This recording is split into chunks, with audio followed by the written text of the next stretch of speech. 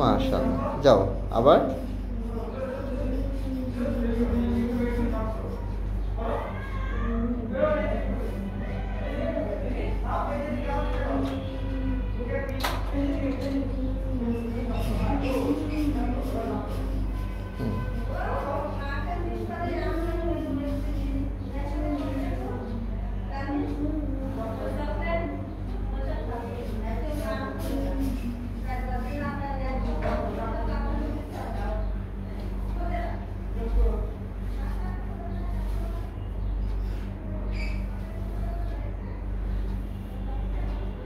মাশাআল্লাহ, সুন্দর করে।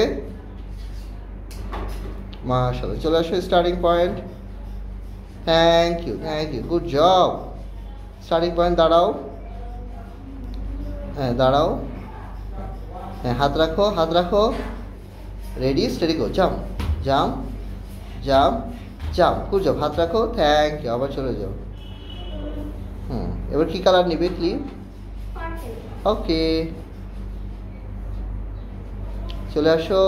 রেডি, স্টেডি গো।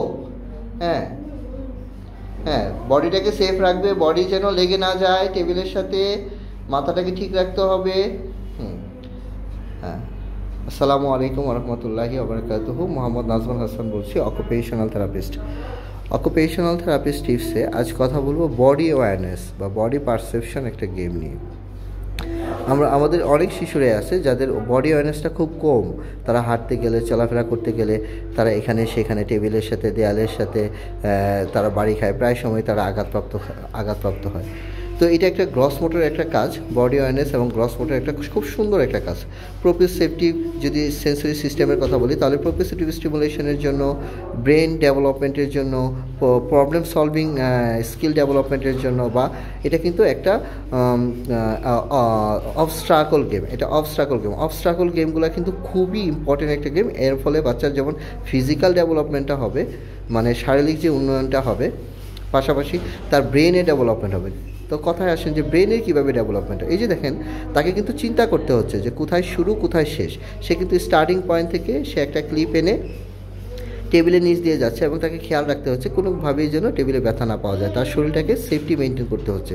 পাশাপাশি সে এখানে কিন্তু এসে ফিনিশিং পয়েন্টে এসে ক্লিপটা লাগাচ্ছে। আবার কোথায় কোন ধরনের মুভমেন্টটা করতে হবে, এই যে মোটর প্ল্যানিংয়ের কাজ, যে মোটর এক্সিকিউশন, এটা কিন্তু খুব ইম্পর্ট্যান্ট একটা কাজ। এটা অনেক শিশুদের মধ্যেই সমস্যা, ইভেন আমাদের বড়দের মধ্যেও কিন্তু রাইট টাইমে রাইট অ্যাকশনে আমাদের অনেক সমস্যা হয়। তো এই জিনিসটা আমরা খেয়াল করব যেন শিশু করতে পারে। তো এটা একটা সিম্পল একটা গেম, দেখেন আমরা খুব সিম্পলভাবে এই গেমটা সাজিয়েছি।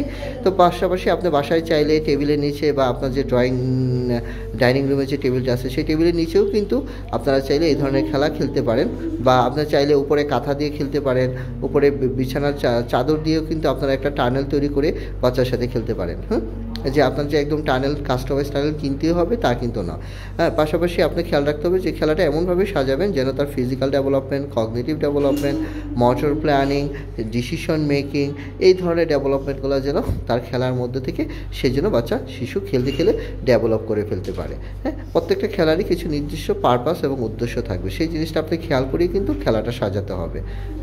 তো সেই পর্যন্তই। এই খেলা সম্পর্কে বিস্তারিত জানতে বা খেলাটা কীভাবে আপনারা খেলতে পারবেন আরও ভালোভাবে, তো বিস্তারিত জানতে আপনারা চাইলে আমাদের ফেসবুক পেজে বা ইউটিউব চ্যানেলে যোগাযোগ করতে পারেন। সবাই ভালো থাকুন, সুস্থ থাকুন। আসসালামু আলাইকুম ওয়া রাহমাতুল্লাহ।